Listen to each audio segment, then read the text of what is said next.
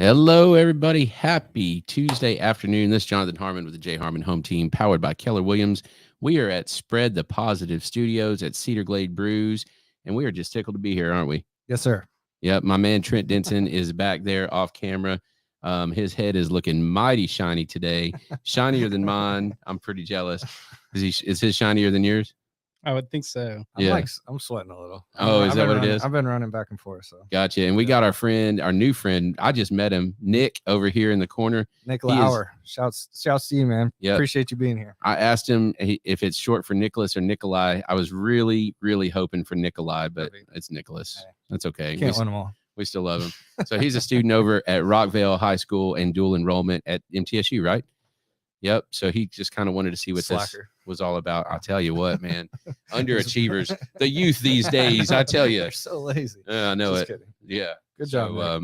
Anyway, so before we get rolling, I want to give a shout out to my friend Bryan Nale. Got to hang out with him at Rotary Club today at the Murfreesboro New Rotary, and Bryan Nale underwrites this podcast. He is a supporter of Spread the Positive, and you can be too. Yes. So if you'd like to help spread the positive, it was pretty funny. Dr. Bonner is the president of that club, and we love Dr. Gloria Bonner. She's, as far as I'm concerned, she's a saint. Yep. You're going to have a hard time convincing me otherwise. But she was like, is it like make people positive or share the positive? And I was like, it does all of that, but it spread the positive. Yeah. Bringing light to what's going right. That's it. I never can remember that. So thank you for not embarrassing me. You're good, man. Yeah. And thank you, Brian. As always, thank you. Yep. So Bryan Nale with First Horizon Mortgage. Yep. And he's doing a lot of right things. So again, he got one of the top loan originators in the country. He got that recognition a couple weeks ago. It's because he's just really darn good at what he does. Facts. So anyway, thank you, Brian. Appreciate you.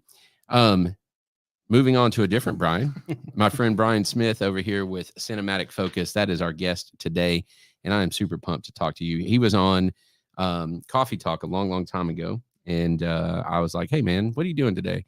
And he said, just doing all kinds of cool stuff, but I can take time in my day for you. And he showed up over at Cedar Glade because we've got something very important happening tomorrow. Yes. Our very first live music set is going to start at 6:00. Yeah, that's right. So Mr. Jeff Lecision is going to be playing some music. We got to hear a little bit of that today. Sounded really good. Yeah, great. Yeah, and all your favorite music. My favorite music. Yeah, crowd favorites. That's it. So lots of sing along songs. I feel like if you've been to Cedar Glade, y'all's playlist that you play. He's covering it. It's just that live. That's so it. You're gonna like it. It's gonna be great, and it's cool because Brian helped design. Really told me, hey, hang a speaker here, and I did exactly what he said to do. And because of that, we don't have to crank it up really loud for it to sound great all over the place. Yeah, it's gonna be awesome. Yeah, it's gonna sound good. You're gonna be able to just hang out and talk to your friends, close, and not have to feel like you're screaming over a loud band or a screaming loud PA or anything like that. And yeah, it's just nice background music, and you can sing along if you want. Yeah, but loud enough to like enjoy it and sing along too. So it's gonna be a good time. I'm pretty pumped. I was worried that it was gonna be really echoey. And I just don't think that's gonna be the case. No, I think it's gonna be fun. And you could probably do some stuff down the road if you wanted to, but you don't need to. It sounds great in there. Yeah. So I'm pretty pumped about that. So come join us at Cedar Glade Brews tomorrow, 906 Ridgely. Music starts at 6. Food truck will be set. Nope, not Wednesdays. Sorry, that's on Thursday for Singo. We'll get there. When you start showing up on Wednesdays, we'll have a food truck on Wednesdays. How about that? But anyway, so let's talk about Brian for a minute, because I've known you for a while, but I learned some things about you even today in our conversation with Jeff. It was pretty interesting. I've lived a few different lives. You have. So come to find out, Brian was a heck of a bartender in the late 90s right here around Murfreesboro. And I may or may not have taken advantage of his bartending abilities at that point in my life. But anyway, so Brian has done all kinds of stuff. Did you grow up here? No, I moved here in 1995 to go to MTSU. Right out of high school. Where did you move from? Bowling Green, Kentucky. Oh, So not too far away. And but my man jumped from Western to come here. I did. They're very similar towns. I just didn't at that time. I didn't want to stay in my hometown. You know, my father lived in Nashville. I just kind of wanted to get down to Tennessee, be closer. At the time I was a guitar player, and I thought I wanted to make a living playing music, and so I felt like being closer to Nashville was the better way to go. I mean, that dream kind of died quickly, but once I got to school, Nashville is like that city of dreams and dashed dreams. Yeah, you know, I always say in Nashville, like the guy sitting to your left and right is his town's best guitar player. Right. You know, right. Like some little town in Nebraska somewhere, that best guitar player in that town moved to Nashville, right, to make it. And he's the now 89th best guitar player in Nashville. Right. And now he's just, you know, a guy that, you know, delivers pizza in Nashville. That's it's almost depressing. It is, but it's encouraging. I don't know. I've got mixed emotions about that. People seem to like it though. I mean, a lot of people move here to pursue that, and then realize when they get here, like, no, it's just more. Maybe it's more fun to not make that your living. That's kind of where it was for me, anyways. I just decided, like, you know, that wasn't that. I thought it was gonna be more fun than it was. I played a few guitar sessions. I played a few sessions in studios. I played in bands, went on tour a little bit, and just decided this probably isn't for me. I just don't like it as much as I thought I would when I was a high schooler, you know? Sure. But at the same time, what you discovered is that just like we have a pretty robust automobile manufacturing industry around here. And Nissan is one piece of that, right? But it's all the things that surround it that make it part of our economy. So you found that being a musician is one thing, but there's so many things that surround inside of that. Exactly. Yeah, you know, there's what specifically with me anyways, what I found is I don't necessarily love to play other people's music. You know, it turns out I would rather just play the kind of, you know, just enjoy playing stuff that I like, which is like kind of Led Zeppelin stuff, that kind of thing. And but what I didn't mind doing was mixing other people's music. Right. So I ended up kind of getting this niche role, because, you know, that was another thing I did in high school was mix bands. You know, I've ran sound and that kind of thing. So and then coming here, there's already a culture of that, obviously. And I ended up with this kind of niche of mixing bands on the air. I did that for Lightning 100 and for the local Fox, Fox 17, you know, Fox affiliate here in Nashville on their morning show. And to me, that was something I could do that I really enjoyed, regardless of the genre, regardless of, you know, whether I really loved that type of music or not. But I liked, you know, mixing it. So it was this kind of niche thing I found that just fit me really well, and I enjoyed doing it. So, you know, still kind of, you know, working in the music business, but not necessarily playing guitar. But, you know, really what you're talking about, I mean, you're the hero of the live show, because you don't get a do-over. It's not like mixing in a studio where, all right, let's try that again. You know, that's interesting. Mixing broadcast is this extremely weird thing where it's studio standards, because it's on the air and it needs to sound a certain, like, it needs to have a certain quality level to it. But once it happens, it's you know, it's kind of, that's it. That's what happened.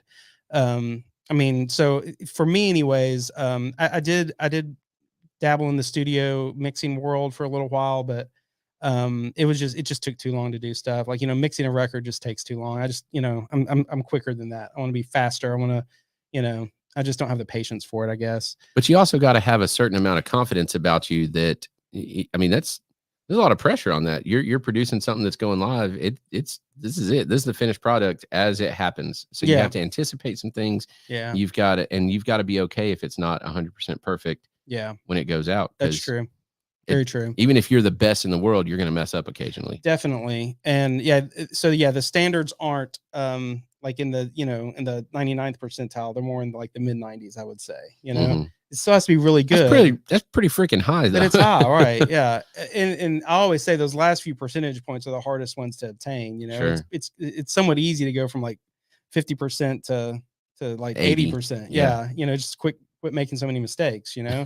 But, you know, going from 80 to 90 is harder, it takes more money. Going from 90 to 100 though is astronomical, you know. That's true. And that's true in a lot of things where quality, I would say that's true in almost everything where quality is what you're aiming for. And isn't, while we're kind of on this little rabbit hole, that last 10% is the difference in a novice and a professional. Yeah. Wouldn't you say? I would say that. I mean, at a novice level of making a podcast, at a novice level of taking real estate photos, at a novice level of fill in the blank, whatever it is, you can get to 90% great.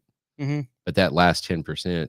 Yeah. And I would agree with that. I do think those numbers have changed over the years due to the availability of what used to be called professional equipment used to cost this much money.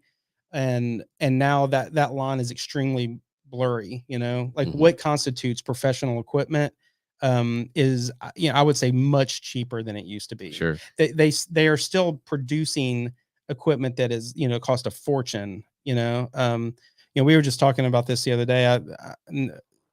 We've talked before about, and now I own a video production company, so I still involved. We're getting there, by the way. Yeah, it's still involved in the music scene, but we're talking about a video production. Something that used to cost $100,000 or $1 million video production.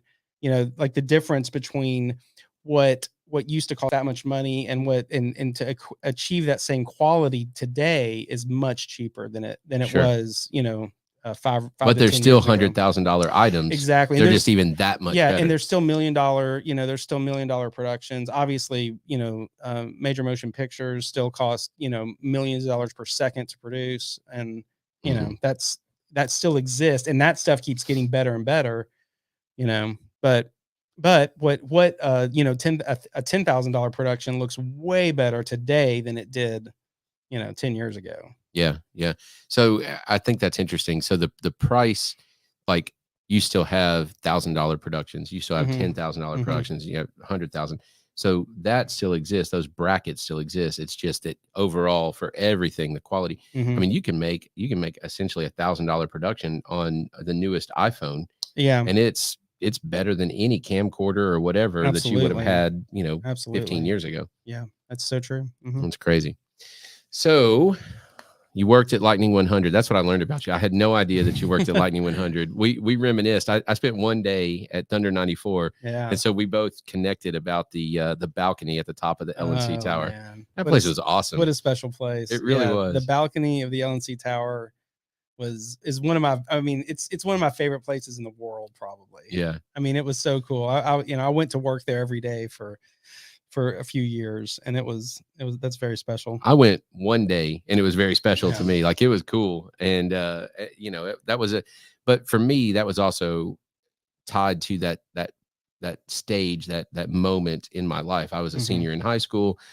Did job shadowing. So I got to skip school for a day. It was still school sponsored. So it wasn't really skipping school. Yeah. And it was cool. So I spent the next couple years on the radio at WMTS, based on that experience with Julie Foreman, as a matter of fact. Yep. So that's how I got to job shadow that day. Is she still in radio? Surely she is. I'm not sure what's going on with her. If you know where Julie Foreman is, type it in the comments, because she was awesome and she was a great job shadow.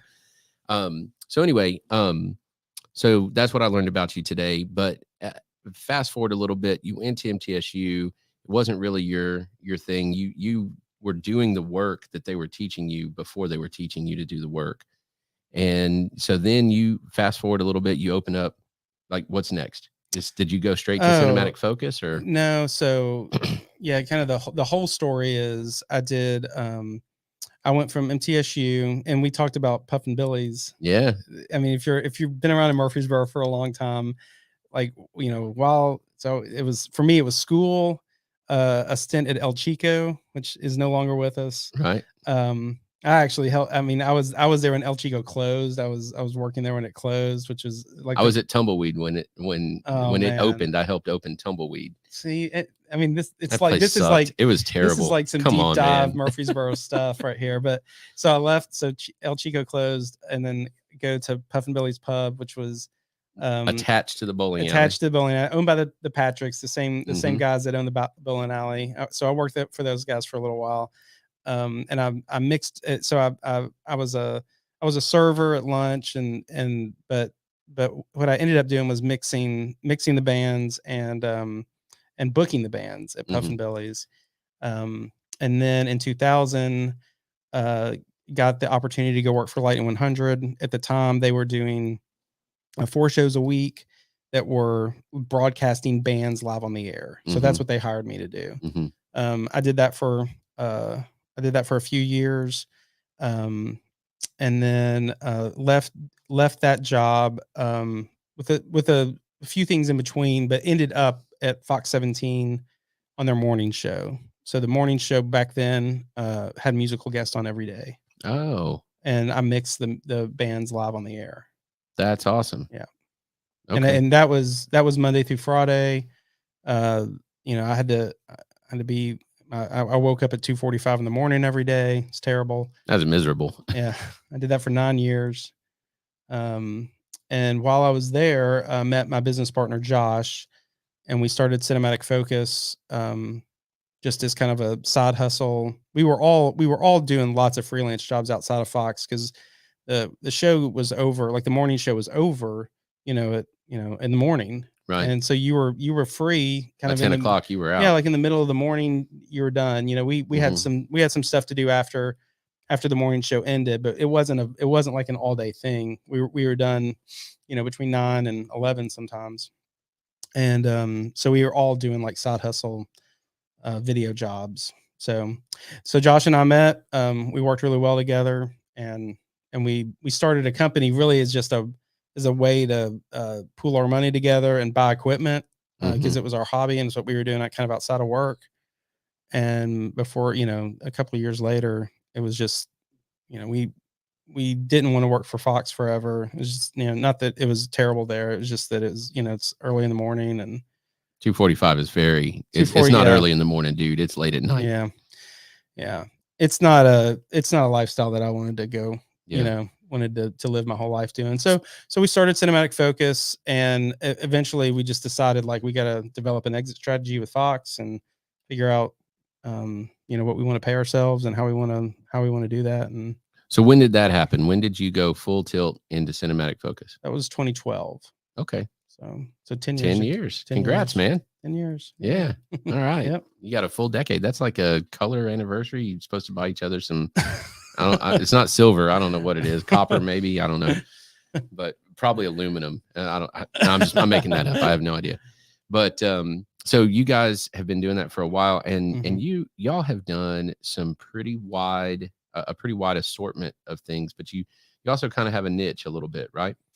Yeah, I would say our niche is, so just kind of to nerd out a little bit about video, we shoot on DSLRs, mirrorless DSLRs. So that's kind of this specific type of camera, but we do it in kind of a multicam way. So most of the guys that shoot that style are shooting like documentaries and interviews and stuff like that.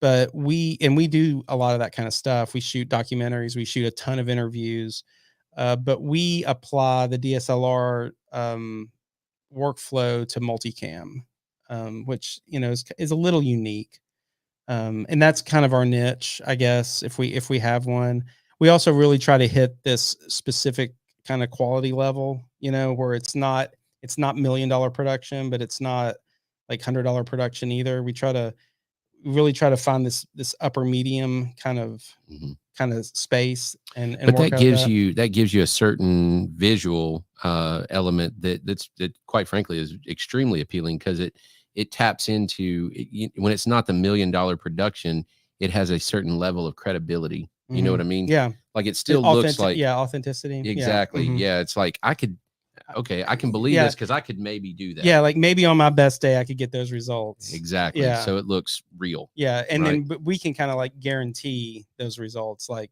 consistently. You know. Yeah. I think that's one way to look at it. I mean, I think authenticity is something that a lot of people strive for, and that's kind of one of the things we strive for is telling authentic stories. Sure. So I mean, I think, and when you move up into this really high level of production, so much of it has to be planned. So we we definitely do a lot of things that are very planned, but we also try to be able to be fluid and adaptive. Well, and so I got to see you guys in action, and got to participate in some stuff. You guys did a video production of the Rotary Fish Fry in Smyrna. That was fun, dude. That was one of the most fun things I've ever done. And y'all came in and we kind of storyboarded it out, but it was very much a rough, yeah, like, okay, we're going to do this and then we're going to do this. And we kind of put some time frames to it. Yeah. And it, by, I don't know, 15 minutes in, the time frames were out the window. But they were close, right? Yeah. Like we had an idea. But what was cool about that is there was a plan. So it wasn't completely fly by the seat of your pants. Yeah. And part of that, like with the whole, it wasn't just multi-camera, it was multi-location within the Smyrna airport. So we had, I was down on the tarmac interviewing different people within the organization. We had a camera that was up in the booth, essentially, that was talking about the silent auction. We had Neil Orn from channel, what is he on, 2? Yeah. Sorry, Neil. I apologize, buddy. Anyway, so he was up there. We got to kind of kick it back and forth between us. Yeah. Like that was a lot of fun. Oh yeah. And y'all freaking killed it. The production was outstanding. And it had a professional feel. It was obviously professional, but at the same time, it was, this is real. This is happening right now. Yeah. It wasn't like, what I would say is, I mean, the way I would describe it to somebody is, so you're dealing with like the crew, all the crew on that show had all worked in various local TV stations. Okay. So they had all done that kind of stuff a lot, with like microwave trucks and, $1 million production, know?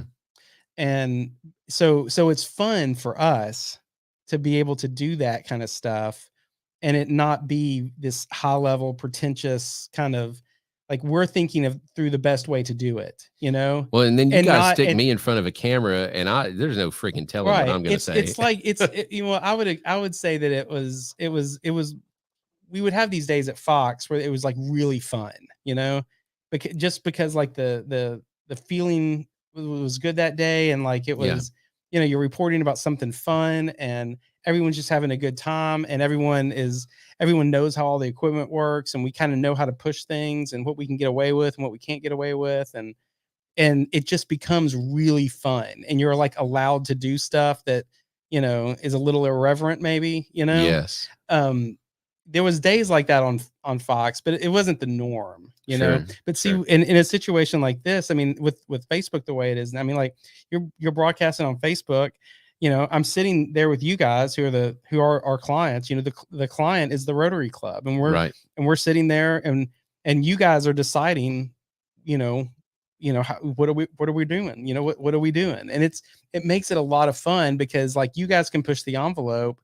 You guys can make it fun. You can make it whatever you wanted to make it, And we did. And it was awesome. And Neil had a blast. Oh, I mean, he had so much fun. Yeah. And and they do stuff like that. I mean, like TV anchors do things like that outside of their jobs, and they get to cut up and have a lot more fun. But it is fun when everything works, like all the production works, and everything works together and you're kind of pushing the technology a little bit. And it was cool for me because I'm sitting here in between when I was on and I would stick my head in where you guys were and I'm like, oh my gosh, this sounds like a real broadcast, because it was a real broadcast. Yeah, exactly. It was awesome. And we're doing a lot of that kind of stuff right now. With COVID, and that happened during COVID. That's why that happened. Exactly. Yeah. I mean, it wouldn't have happened otherwise. Correct. And we're doing a lot of this kind of stuff now. And the $100,000 versus the $1 million production thing kind of rings true with this too. I've kind of explained to a lot of people, like during COVID. So the rise of the hybrid event or the online event. Yes. Okay. And that's exactly what we did. Exactly. So before, you had the fish fry. And if you would have went out and got a quote to make it live, you might have got like a $200,000 quote to do it right. Right. Like you would have said, well, we need this and we need this and we need it to be this good. And, it might have cost $200,000, $300,000, but you guys are like, you guys are raising money. Right. So it's that's more than what we raised. Yeah. Raised. So like, so it's counterproductive. It's just like, throw it out the window. We're not going to do that because, there's no point in it. And with COVID though, you had to do it live. So like you come to a company like us and say, hey, we have X amount of dollars. What can you do with that? Like that's all we can spend. And we want to have an event. So can you make an event? And that's fun for us. We're like, oh, okay. That's your budget. We'll figure something out. Yeah. Well, and then, that opens up, gives you license to try out some stuff. It gives you license to experiment a little bit, to maybe get Nick over here to come and help produce something or whatever. Definitely. It makes it fun because, we all know the quality standards isn't going to be the same. Sure. And we're all okay with it. And we're all okay with that. We just need something. And that happened in COVID a lot because what would happen is like you'd have this event or like a conference. We're doing a lot of online hybrid conferences now. And the people, they would say, well, we're just going to do it on Zoom. And they would try to do it on Zoom by themselves. And it would like awful. It would like kind of work and kind of fall apart on them. And they had a lot of buy-in. They had people like saying, yeah, well, it's COVID and we can't leave our house. So we're going to have to try to do it on Zoom. So they had buy-in. They had people, attempting to participate, but it was kind of a mess. And then, so they'd come to us and say, look, we have this much money to spend. Can y'all make it better than this train wreck that we had last month? And we're like, yeah, we can make it better with that. So we've done a lot of stuff like that, and it's fun. It's interesting. Yeah, it's fun. Yeah, I've often said that perfect is the enemy of progress. Yeah, and so if perfect is $200,000, can we make it better for 20? For 20, yeah. What can we do for 20? And like, okay, well, we can do this many cameras, and we can have this many crew, and we can, we need a good internet connection. You got to provide that, whatever. So you figure some stuff out, and I, very proud of the work that we've done, helping big companies out who, they might have had the ability to write a $200,000 check to do something, but it didn't make business sense for them. Sure. So we can come in and figure out a way to do something that fits inside of their budget, But I think COVID accelerated the platforms that can happen on as well. Definitely. So whether it's Facebook Live or it's Zoom or it's, all we use Vimeo, if I remember correctly, to kind of facilitate the transfer there. YouTube Live. All of those COVID rather said, okay, we've been talking about this. Yeah. Guess what? It's now time we have to right do it. now. Yeah. Yeah. And it's made a huge difference. It has. So It has. What's your favorite thing that you've ever produced? Your favorite thing that ever came out of Cinematicfocus? Wow.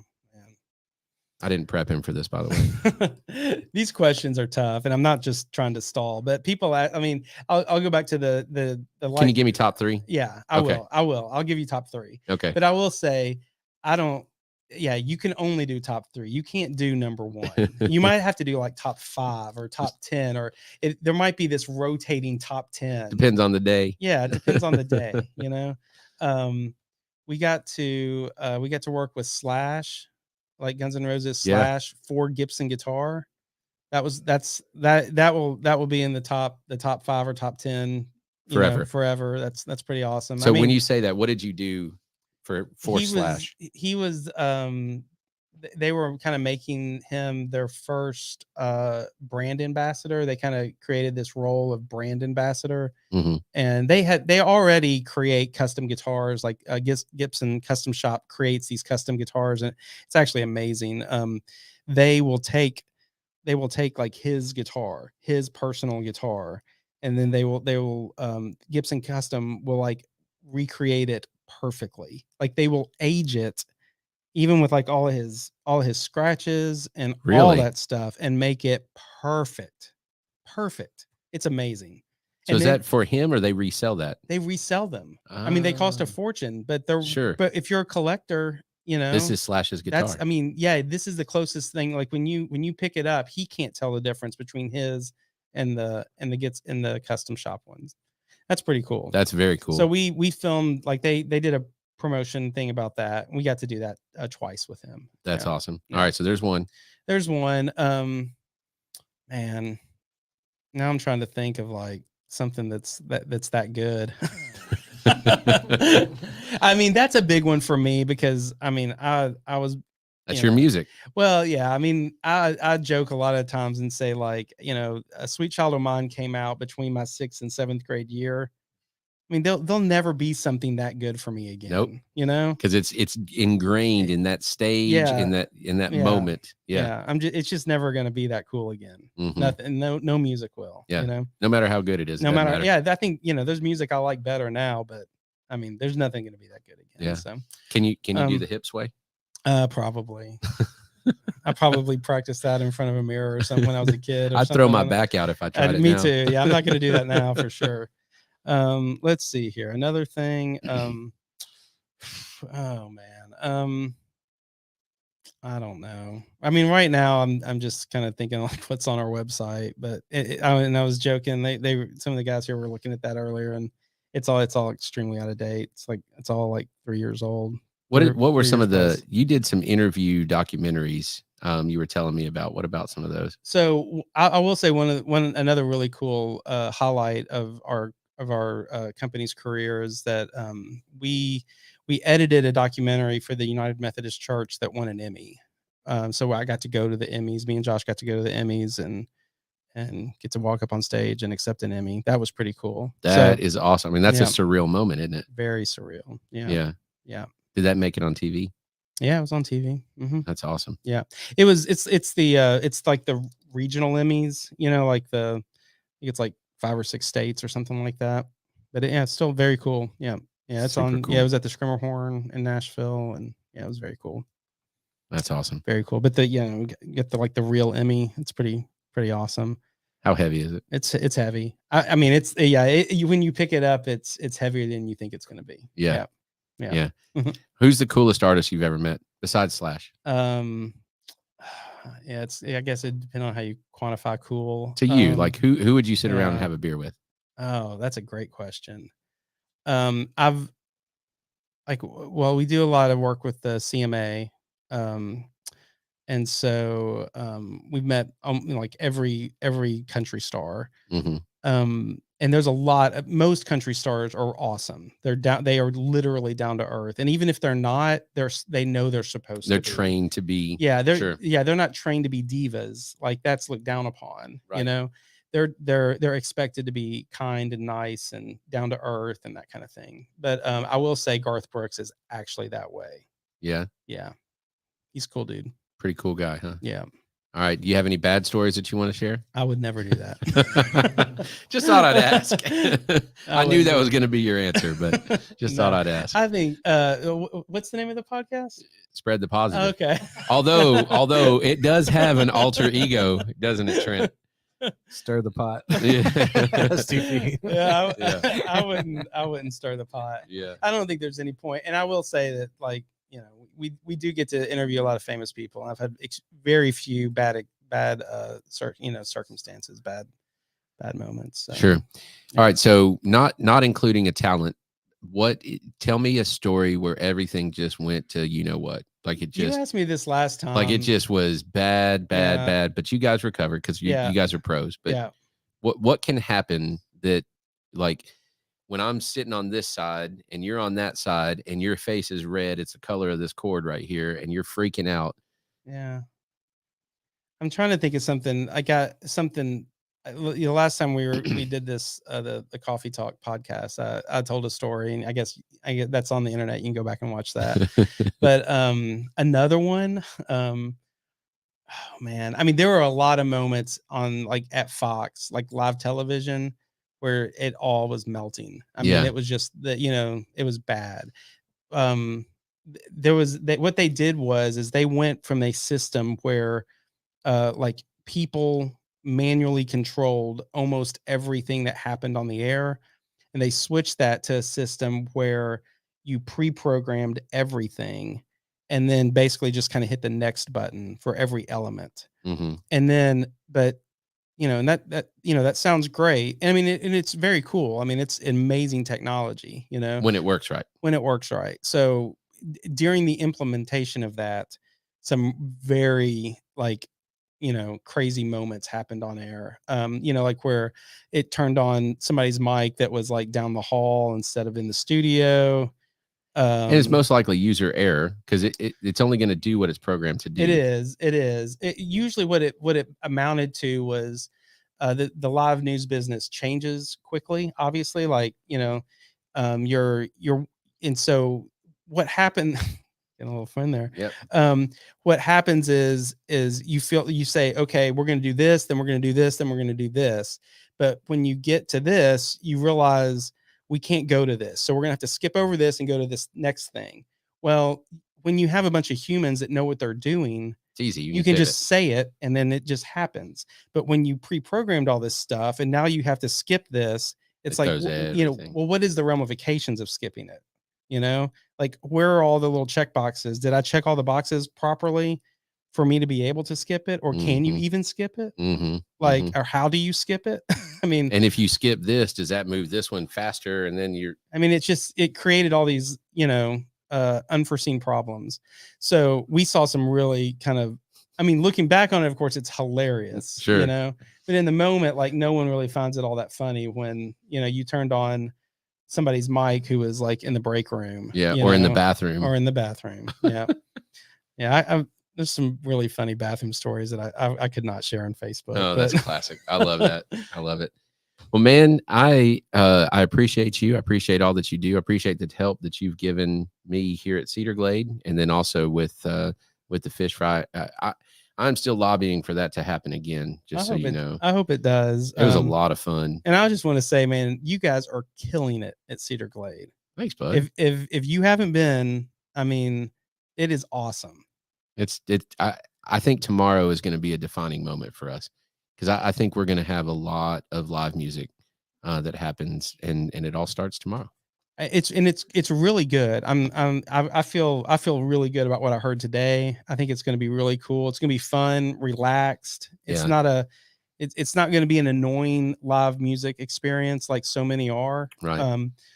It's going to be enjoyable. So I'd say best case scenario, we'll have a couple of guys or girls with guitars, and just kind of strumming and having a good time playing to the crowd. Yeah. And that to me is what small venue live music is about. Yeah. Yeah. Definitely. So, but the beer is excellent. The vibe is excellent. Like the people you have behind the bar are excellent. It's all just wonderful. Well, thanks, man. You should be very proud of it.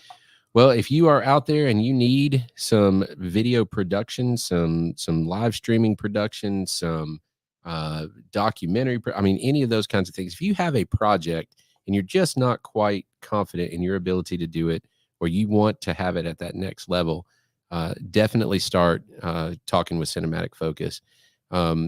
These guys are pros, man. Between you and Josh and Jonathan and gosh, I've met most of your crew at this point. You got some really, really good guys there. Yeah. So thank you.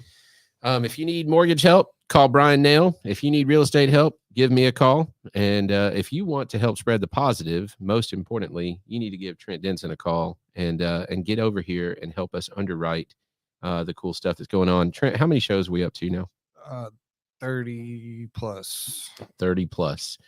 And man, it's all kinds of stuff, everything from body image to the what's the parenting show? Well, Judy's got the new one coming out, Loving Your Life After Death. It's like all about widows support. And well, who was the one that I talked to that I was on? Unapologetically Me with Brandy. So it's not just parenting, is it? No, she's kind of the stir of the pot one. Yeah, she's the stir of the pot one. Picks all kinds of things, and then of course JD Knows Nil. Yeah. That is absolutely a pot stirrer if I've ever seen one in my life.